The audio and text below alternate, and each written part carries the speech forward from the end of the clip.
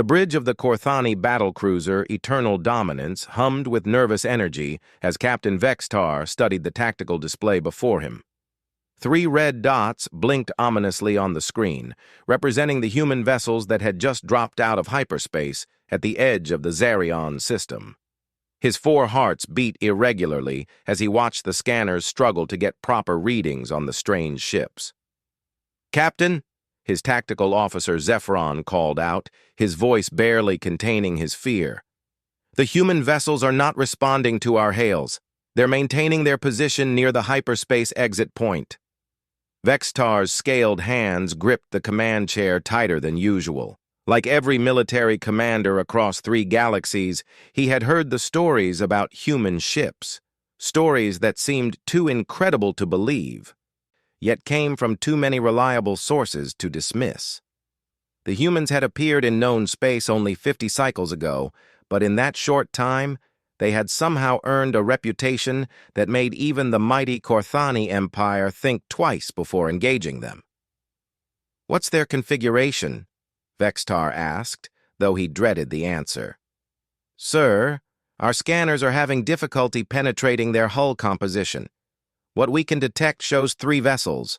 The largest appears to be roughly 800 meters in length. The other 2 are smaller, perhaps 400 meters each. They're unusual designs, sir, unlike anything in our databases." Vextar nodded grimly. The Korthani had been the dominant military force in this sector for over 1,000 cycles. Their ships were marvels of engineering, equipped with quantum disruptors that could tear apart molecular bonds and shield generators that could deflect the fury of a star.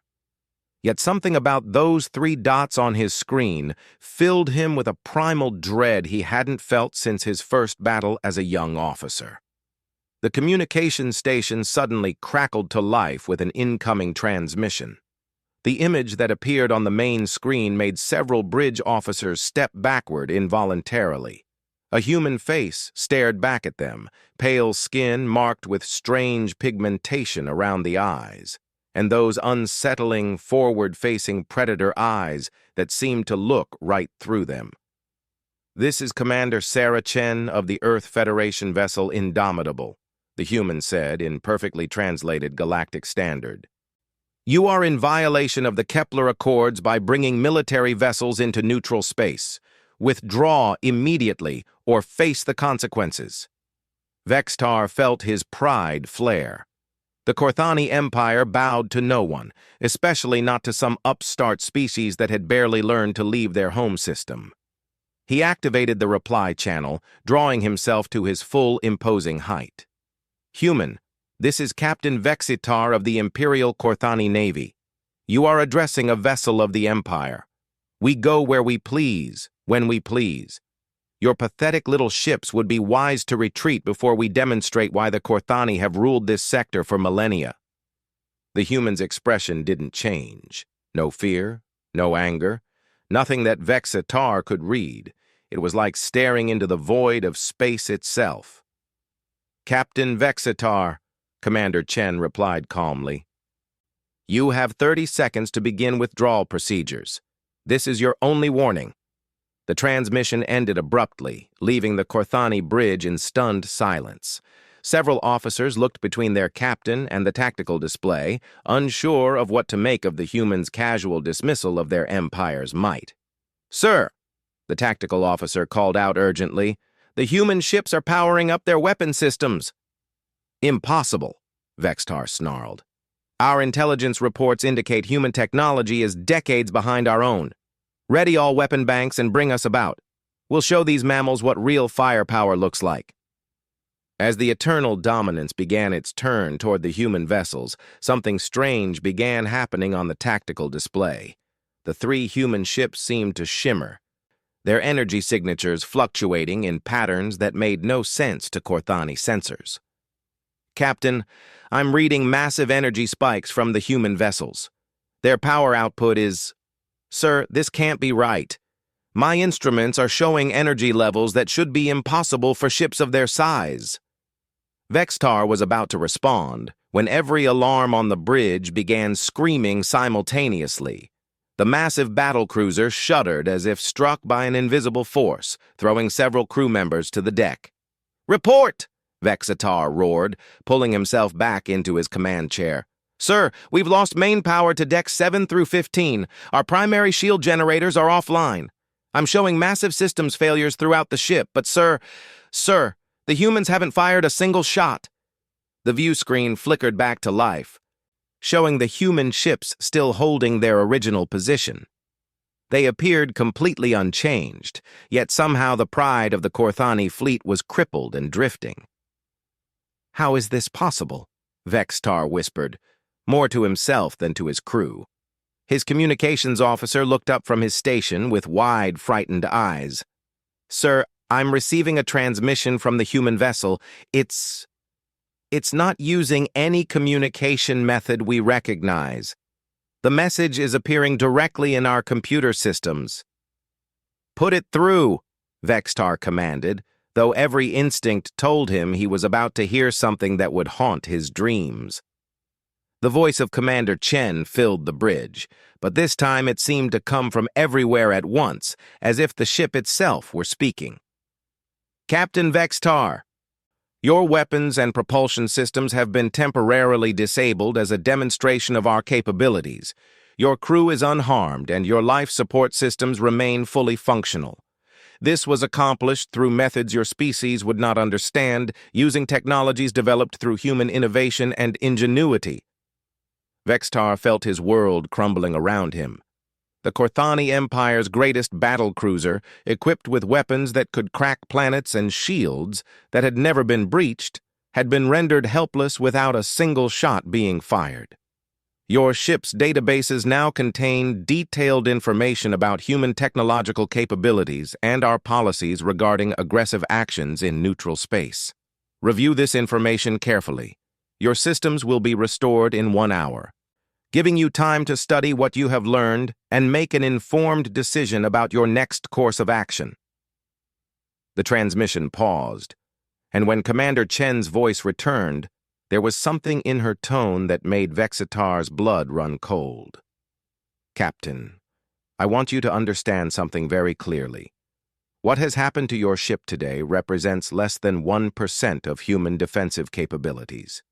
The ships you see before you are research vessels, not warships. They are crewed by scientists and explorers, not soldiers. Yet they have just demonstrated that your empire's most advanced military technology poses no threat to human interests." As if to emphasize her point, the tactical display suddenly showed dozens of new contacts appearing throughout the system. Ships that hadn't been there moments before, materializing from what seemed like empty space itself. Each contact was tagged in the computer as a human vessel, and the energy readings coming from them made the research ships look like children's toys. The vessels now visible on your sensors are a small fraction of the human fleet that maintains a protective perimeter around this system. They were always here, Captain. Your sensors simply lack the sophistication to detect them until we chose to reveal their presence. Vexitar stared at the tactical display in growing horror. 67 human ships now surrounded his fleet, each one reading as more powerful than his flagship. And according to the human commander, these were just the ones they were allowing him to see.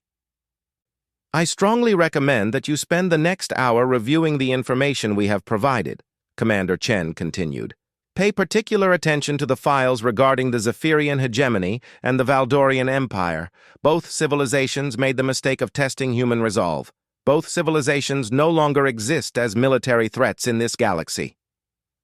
The bridge fell into shocked silence as the implications of those words sank in. The Zephyrian hegemony had controlled over 200 star systems. The Valdorian Empire had been known throughout 3 galaxies for their ruthless efficiency and advanced technology. If the humans were claiming responsibility for their downfall— "Sir," the tactical officer whispered, his voice barely audible, "I'm accessing the files the humans have provided. The data on the Zephyrian conflict.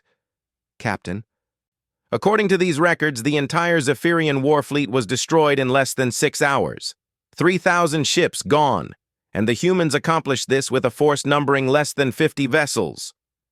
Vextar felt his legs give out beneath him as he sank into his command chair.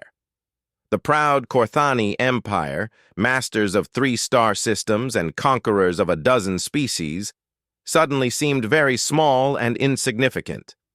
"The Valdorian records are even worse, sir," the tactical officer continued, his voice shaking. "The humans didn't just defeat their fleet, they relocated their entire home system. All 12 planets moved to a quarantine zone where the Valdorians can live peacefully but can never again threaten other species. The energy requirements alone for such an operation should be impossible." Commander Chen's voice filled the bridge one final time. "Captain Vextar, humanity values peace and cooperation among all sentient species. We have no desire for conquest or domination. However, we will not tolerate aggression against innocent civilizations or violations of established treaties. The choice of how our species interact going forward is entirely yours." "Remember this day, Captain. Remember what you have seen and learned. Share this knowledge with your superiors and your government. The age of might making right in this galaxy is over. A new age has begun, one where cooperation and mutual respect will determine which civilizations prosper and which fade into history." As the transmission ended, Vexatar found himself staring at a tactical display that showed the true scope of human presence in the system. Ships that could apparently appear and disappear at will, technology that could disable his vessel without firing a shot, power levels that suggested capabilities beyond his understanding. The proud captain of the Korthani Empire's greatest battlecruiser sat in his command chair, humbled and shaken, beginning to understand why no species across 3 galaxies dared to challenge human ships. It wasn't just about superior technology or overwhelming firepower. It was about facing a species that seemed to operate by rules that other civilizations couldn't even comprehend. As promised, exactly 1 hour later, the eternal dominance came back to life. Systems that had been dead began humming with power, and the mighty battlecruiser was once again under full control of its crew. But something fundamental had changed on that bridge. The confidence and arrogance that had defined Korthani military doctrine for centuries had been replaced by a sobering awareness of their place in a universe far stranger and more dangerous than they had ever imagined. The human ships had vanished as mysteriously as they had appeared, leaving only empty space and a database full of information that would change everything the Korthani thought they knew about warfare, technology, and their position in the cosmic order. Vextar knew that when he reported this encounter to High Command, everything would change. The age of Korthani expansion was over before it had truly begun. The humans had shown them mercy today, but the message was clear, that mercy was contingent on good behavior going forward. As his ship limped toward the hyperspace exit point, beginning the long journey back to Korthani space, Vexatar couldn't shake the feeling that he had just witnessed something that would be remembered for millennia to come. The day a proud military empire learned humility from a species they had dismissed as insignificant newcomers. The day the Korthani Empire learned why no one challenges human ships.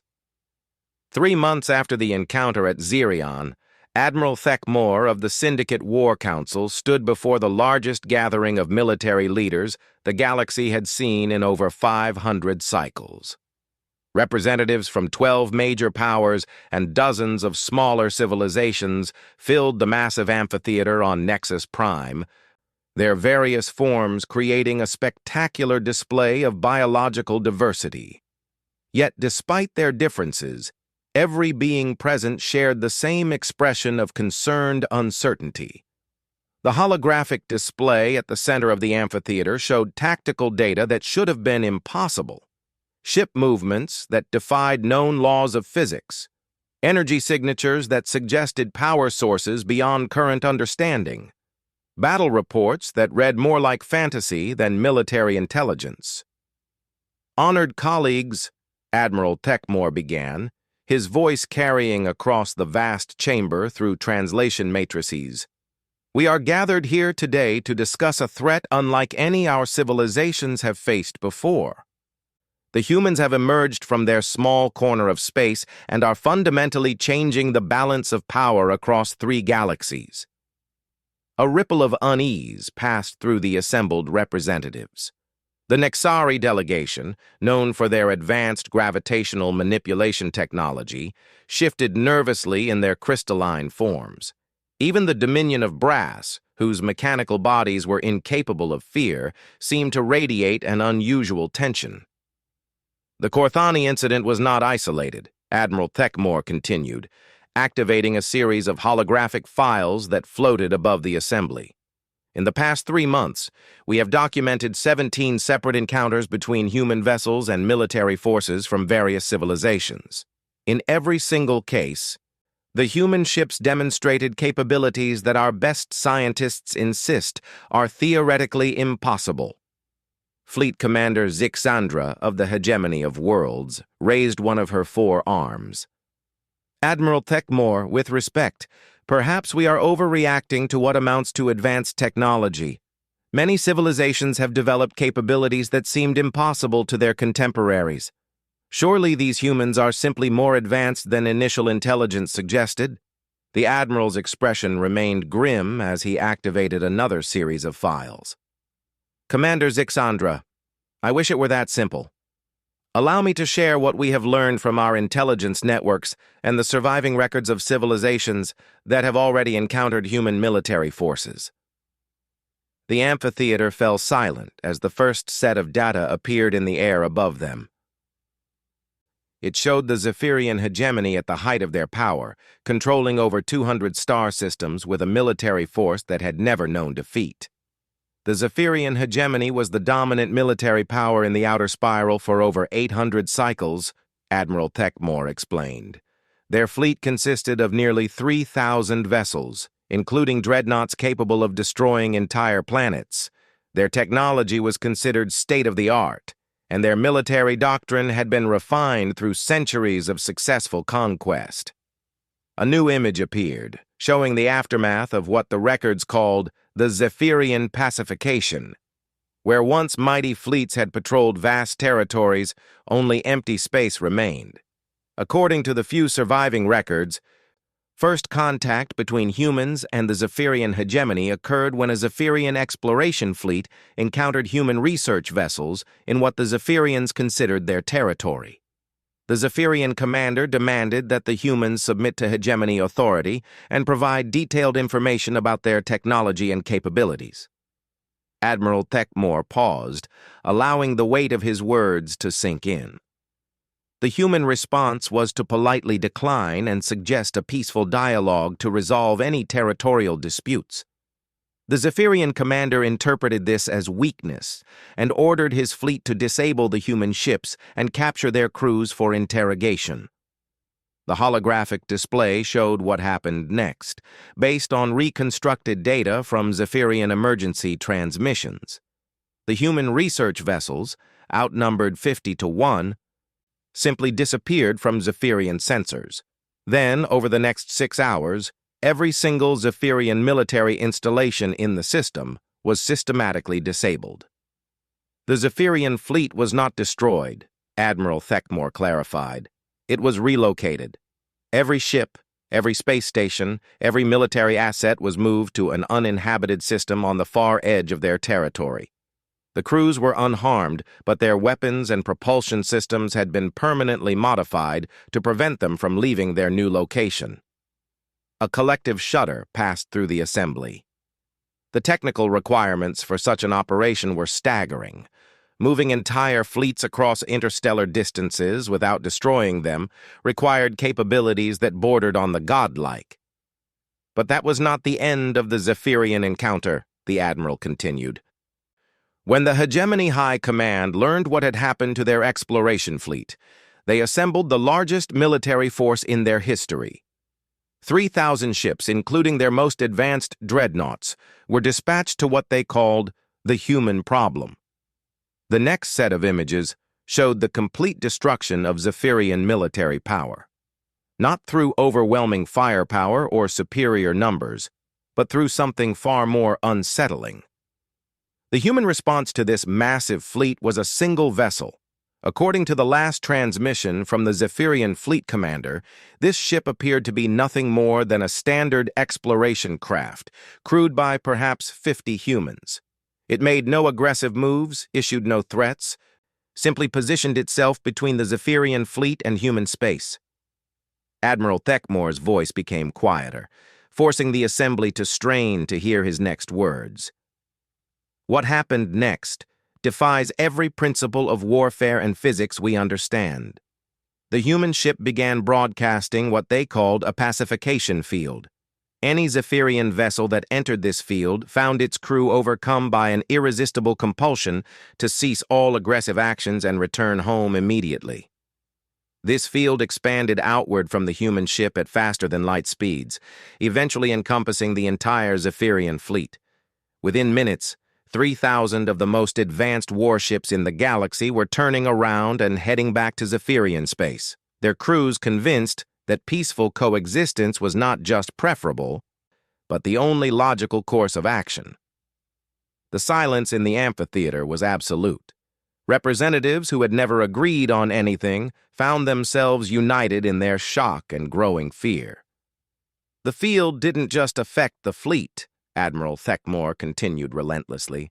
It propagated through Zephyrian space faster than their communication networks could warn their homeworlds.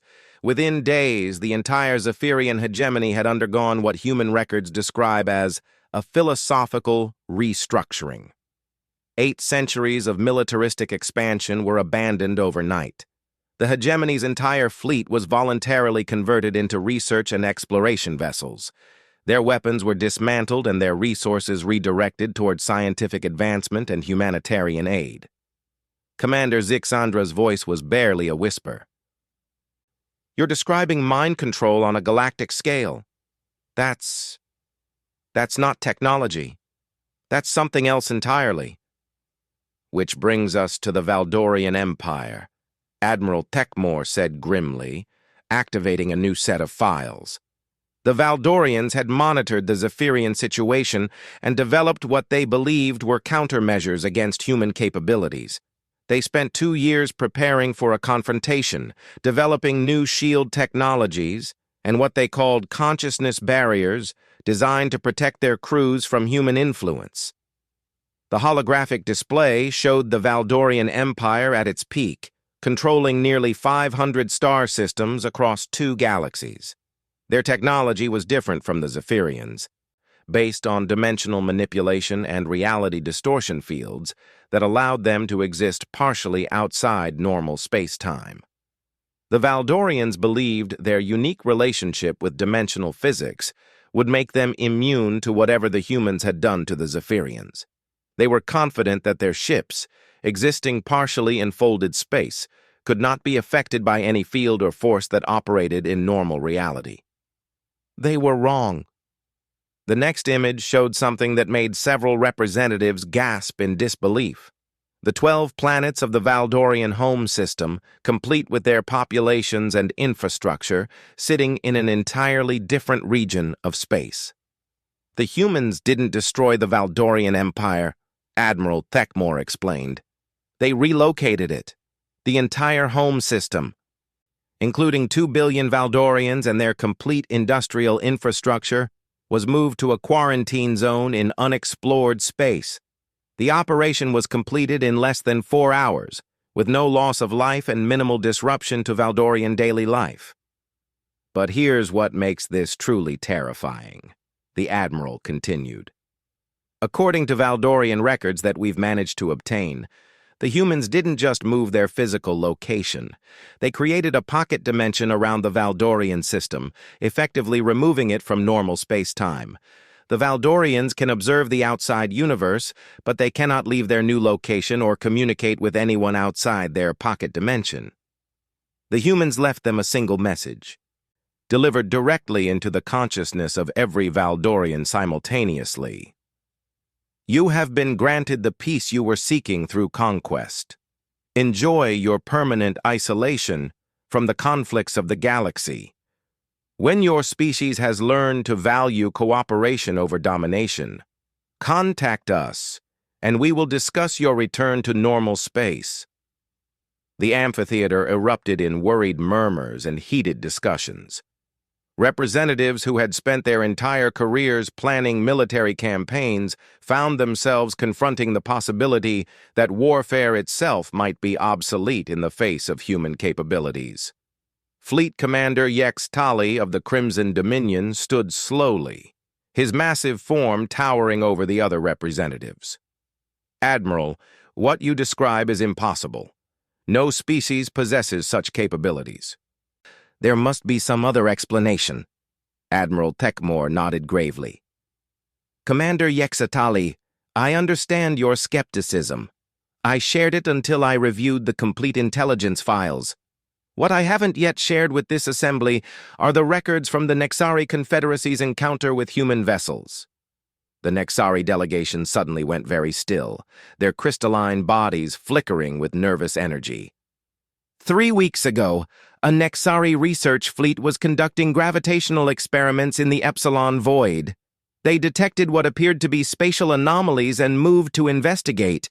What they found were human vessels conducting what the humans described as routine maintenance on local space-time. The Admiral paused to let that sink in. The humans were repairing tears in reality itself. Damage caused by thousands of years of faster-than-light travel and weapons testing by various civilizations. They were treating the fabric of space-time like damaged infrastructure, methodically identifying problems and correcting them. When the Nexari fleet attempted to observe these operations more closely, the humans politely informed them that the area was temporarily unsafe for non-protected vessels. The Nexari commander, curious about human technology, requested permission to remain and observe. The humans agreed, but warned that witnessing their operations might fundamentally change the Nexari understanding of physics and reality. Admiral Thekmore's expression became almost pitying. "The Nexari delegation present here today can confirm what happened next. The human maintenance involved reaching into dimensions that Nexari science insisted didn't exist, manipulating forces that violated every known law of physics, and treating the fundamental structure of reality as if it were a simple machine in need of repair." The lead Nexari representative, their crystalline form now flickering with chaotic patterns of light, stood slowly. "What we witnessed," they said in a voice like grinding crystals, "was not technology as any civilization understands it. The humans were manipulating the basic building blocks of existence itself. They spoke of reality as if it were a construction project, discussing architectural flaws in space-time and structural improvements to the universal framework. When we asked how they had developed such capabilities, they seemed surprised by the question. They explained that what we were witnessing was basic maintenance work, performed by what they called junior technicians, with only a few decades of experience. They mentioned that their senior reality engineers were working on projects that would, in their words, optimize the universal operating system for better efficiency and stability. The amphitheater fell into stunned silence as the implications of those words sank in. Every representative present began to understand why no species across 3 galaxies dared to challenge human ships. It wasn't just about superior weapons or advanced technology. The humans were operating on a level of existence that other species couldn't even perceive, let alone compete with. They had moved beyond conventional technology into realms of capability that bordered on the divine. Admiral Thekmore looked around the assembly, seeing his own fears and realizations reflected in the faces of beings from dozens of different species. "Colleagues," he said quietly, "we are no longer dealing with a military or technological challenge. We are dealing with a species that has transcended the limitations that govern the rest of us. The question we must answer today is not how to fight them, but how to coexist with them." Because whether we like it or not, the humans have become the guardians of reality itself. 6 months after the Great Assembly on Nexus Prime, Dr. Elena Vasquez sat in her modest office aboard the research vessel Curiosity, reviewing reports that would have been considered science fiction just a year earlier. As the newly appointed Director of Interspecies Relations for the Earth Federation, she had the unique responsibility of managing humanity's interactions with the hundreds of alien civilizations that now sought peaceful contact. Her desk was covered with formal requests for meetings, trade negotiations, scientific exchanges, and cultural programs. Every major power in 3 galaxies had suddenly developed an intense interest in establishing friendly relations with humanity. The change from the previous year's suspicious isolation to desperate overtures of friendship would have been amusing if Elena didn't understand the fear that drove it. A soft chime indicated an incoming priority transmission. Elena looked up from her reports to see the concerned face of Admiral Chen, the military commander who had become something of a legend among alien species after the Xerion incident. "Dr. Vasquez," Admiral Chen said without preamble, "we have a situation developing in the Andorian sector. The Thaktar Republic has been testing what they call human-inspired technologies for the past month. Their latest experiment has created a spatial distortion that's threatening to tear a hole in local space-time." Elena sighed and rubbed her temples. This was the 3rd such incident this month. Ever since word had spread about human capabilities, dozens of species had been attempting to reverse engineer or replicate what they thought was human technology. Most of these attempts ended in minor disasters that human crews had to clean up. "How bad is it?" Elena asked. "Bad enough that we're going to need a Class 7 reality stabilization team," Admiral Chen replied grimly. "The Thaktar managed to create a recursive temporal loop that's aging their entire solar system at approximately 1 million times normal speed. If we don't intervene within the next 6 hours, their star will go supernova and take out everything within 20 light years." Elena stood and moved to her office's viewing port, looking out at the peaceful stars that belied the constant crises human teams were managing across the galaxy. "I'll authorize the deployment. How many times do we need to tell these species that they can't just copy our approach to physics?" "That's actually why I'm calling," Admiral Chen said.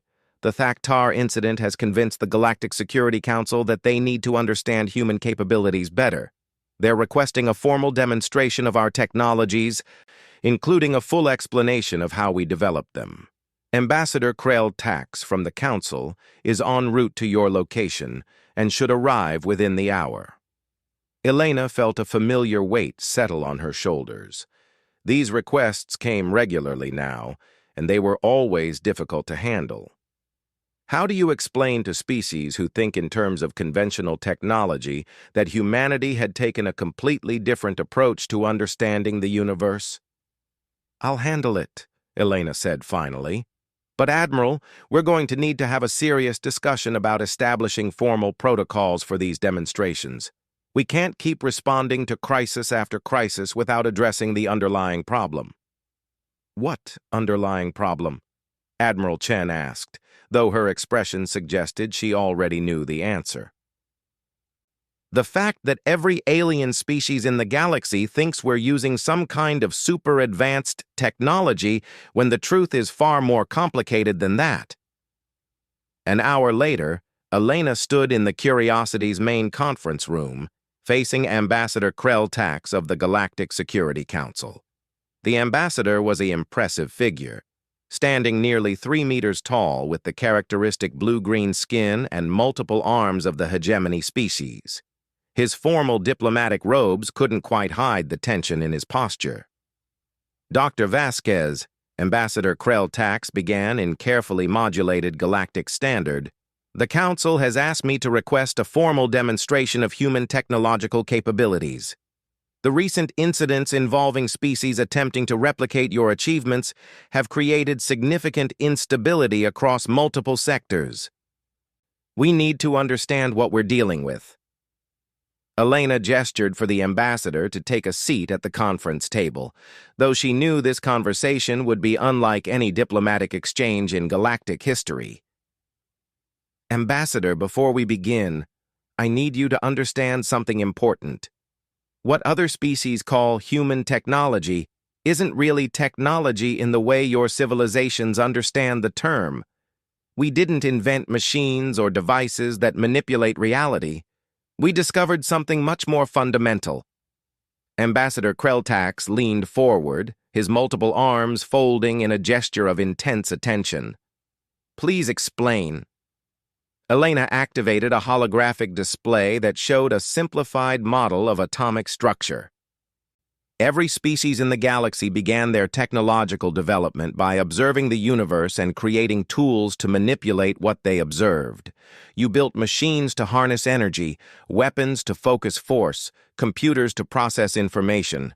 You started with the assumption that you were separate from the universe and needed to create interfaces to interact with it.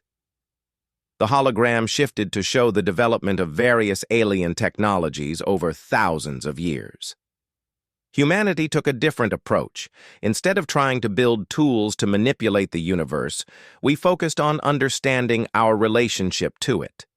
We discovered that consciousness itself is not separate from physical reality, but an integral part of how reality functions. Ambassador Kreltax's expression shifted to one of confusion. I don't understand.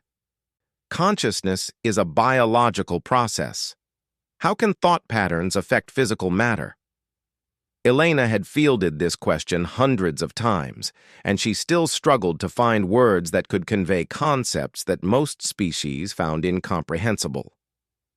Ambassador, let me ask you a question.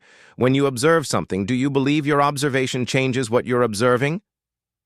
Of course not, the ambassador replied immediately. Observation is passive. The observer cannot affect the observed without some form of technological interface. That's where human understanding differs from everyone else's, Elena said gently. We discovered that observation is not passive. Every act of conscious observation fundamentally shapes reality at the quantum level. But more than that, we learned that consciousness can be trained to observe reality in ways that enhance rather than merely record what exists. The holographic display shifted to show quantum mechanical equations that slowly morphed into something that looked more like musical notation than mathematical formulas. What you're seeing is what we call reality composition, Elena explained. By understanding consciousness as a fundamental force, rather than an emergent property of complex biology, humans learned to participate in the ongoing creation of reality itself. We don't build machines to manipulate space and time. We train our minds to perceive and enhance the underlying patterns that create space and time. Ambassador Kreltax stared at the display for a long moment before speaking. Are you saying that human technology is actually advanced mental training? Not exactly, Elena replied. It's more accurate to say that we discovered the technology was always there, built into the basic structure of consciousness itself. Every sentient being in the universe has the potential to do what humans do. We just happened to figure it out first. She gestured to the viewing port, where stars twinkled peacefully in the distance. When human ships appear to disappear from sensors, we're not using cloaking devices. We're training our consciousness to exist partially outside normal space-time, which makes us undetectable to instruments designed to scan only three-dimensional reality. When we disable hostile ships without firing weapons, we're using focused group consciousness to temporarily modify the local laws of physics in ways that make aggressive actions impossible. Ambassador Kreltax was quiet for several minutes, processing information that challenged every assumption his species had about the nature of reality. Finally, he spoke. Dr. Vasquez, are you telling me that every human possesses these capabilities? Every human has the potential, Elena confirmed. But like any skill, it requires training and practice. What alien species interpret as military demonstrations are usually training exercises conducted by human students who are still learning to control their abilities. Students? Ambassador Krelltax's voice rose an octave. The individuals who relocated the Valdorian Empire and pacified the Zephyrian hegemony were students? Elena nodded apologetically. Advanced students, but yes. The individuals who handled those situations were in their final years of training. They were practicing techniques they had learned in what we call applied reality management. The ambassador's multiple arms began gesticulating in what Elena recognized as a sign of extreme distress among his species. If students possess such capabilities, what can your fully trained practitioners accomplish? Elena hesitated, knowing that her answer would either provide the reassurance the ambassador was seeking or terrify him completely.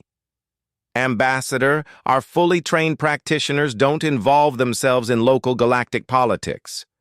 They're working on projects that operate on much larger scales, such as optimizing the fundamental constants of physics to ensure long-term universal stability, designing improvements to the basic structure of space-time that will prevent the heat death of the universe, establishing communication networks with the consciousness patterns that govern other dimensions of reality. Ambassador Krelltax sat in stunned silence as the implications of Elena's words sank in. The capabilities that had terrified entire galactic civilizations were essentially the equivalent of human undergraduate exercises. Dr. Vasquez, he said finally, the Council needs to understand something. If humanity possesses such abilities, why haven't you simply taken control of the galaxy? Why allow other species to maintain their independence? Elena smiled for the first time during their conversation. Ambassador, that question reveals a fundamental misunderstanding about consciousness-based reality manipulation. The more you understand about how reality actually works, the more you realize that control and domination are illusions that create suffering for everyone involved. When you can perceive the underlying connections between all forms of consciousness, you understand that harming others is literally harming yourself. The goal isn't to control other beings, but to help them realize their own potential for consciousness development. She gestured toward the holographic display, which now showed a complex web of interconnected patterns representing the consciousness networks of various species. Every species in the galaxy is on its own path toward understanding these principles.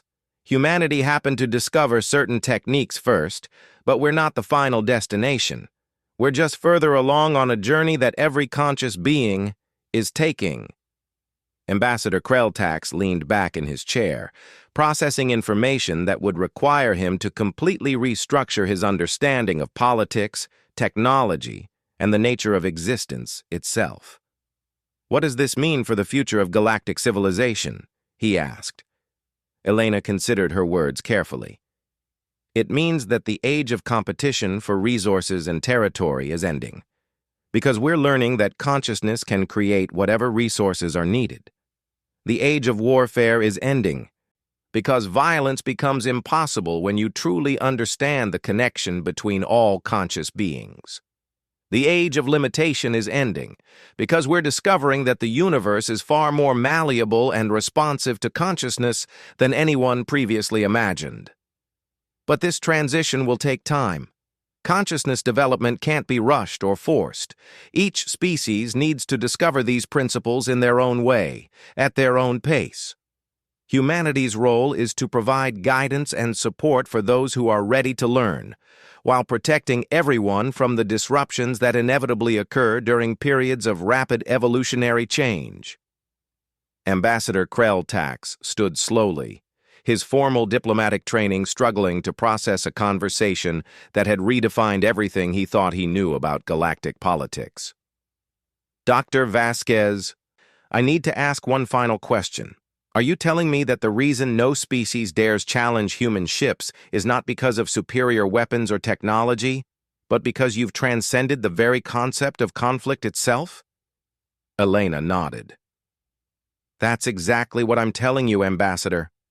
When you understand reality as consciousness expressing itself through infinite forms and possibilities, the idea of using force against other expressions of consciousness becomes not just impractical, but literally impossible.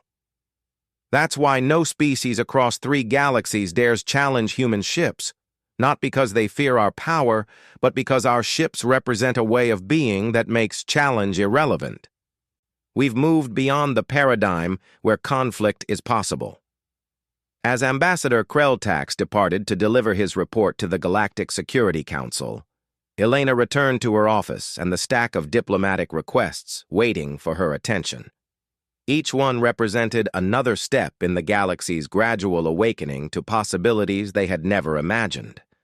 Outside her viewing port, the stars continued their ancient dance, but Elena could perceive the subtle patterns of consciousness that guided their movements, the vast intelligence that expressed itself through cosmic evolution, and the infinite potential waiting to be discovered by any species ready to transcend their limitations. The age of human dominance through superior technology was a myth that other species had created to explain capabilities they couldn't understand.